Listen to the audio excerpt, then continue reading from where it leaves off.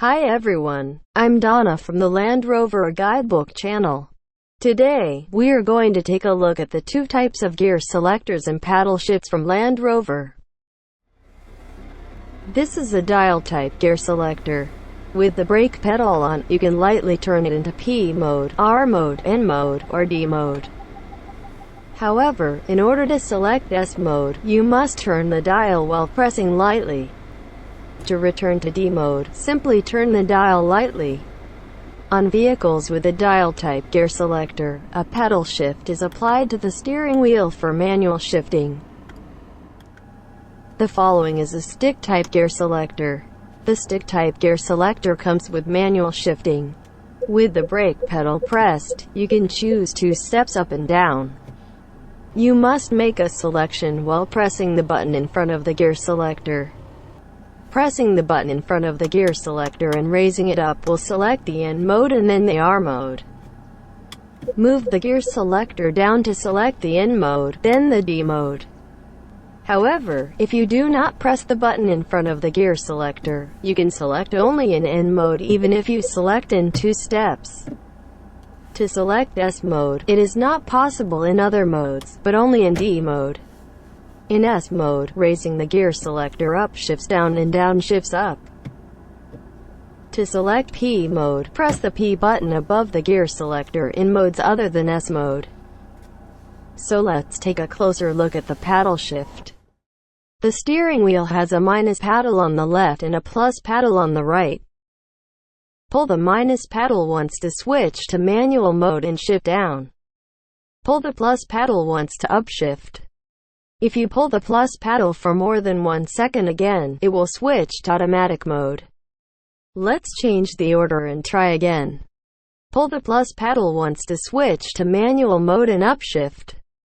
Pull the minus paddle once to downshift.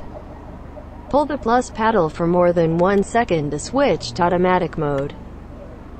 In this way, when you pull one of both paddles in the automatic mode, it switches to the manual mode. Minus paddles can only downshift. However, the plus paddle can be switched to upshift and automatic mode. There are 3 ways to switch from manual mode to automatic mode. First, you can do it by pulling the plus paddle longer than 1 second. Second, set the gear selector to S mode and then to D mode. Third, if you do not manually shift gears for a while, it will automatically switch to automatic mode after a certain period of time. Sometimes while driving, you can switch to manual mode by touching the paddle shift regardless of the driver's intention.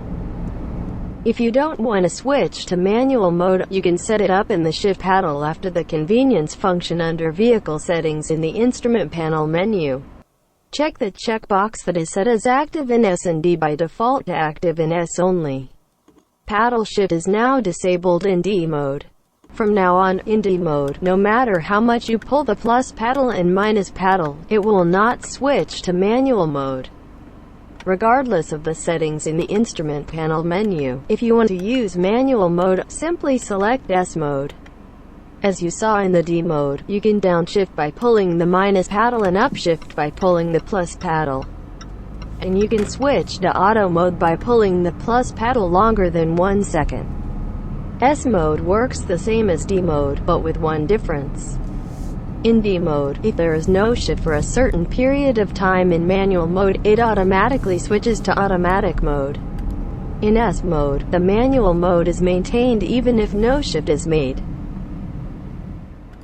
This time, I will use it with off-road driving programs. Selecting one of the off-road driving programs in S mode will automatically switch to manual mode. To switch back to automatic mode, pulling the plus paddle for more than 1 second does not work. Selecting D mode automatically switches to automatic mode. In D mode, even if the off-road driving program is selected, it is possible to switch between the automatic mode and the manual mode like normal driving programs. However, in S mode, only manual mode is available if you select an off-road driving program other than the normal driving programs Comfort, Dynamic, and Eco mode. Depending on the off-road driving program chosen, it may also recommend a suitable number of gears. So far, we have learned about pedal shifting with a dial and stick-type gear selector.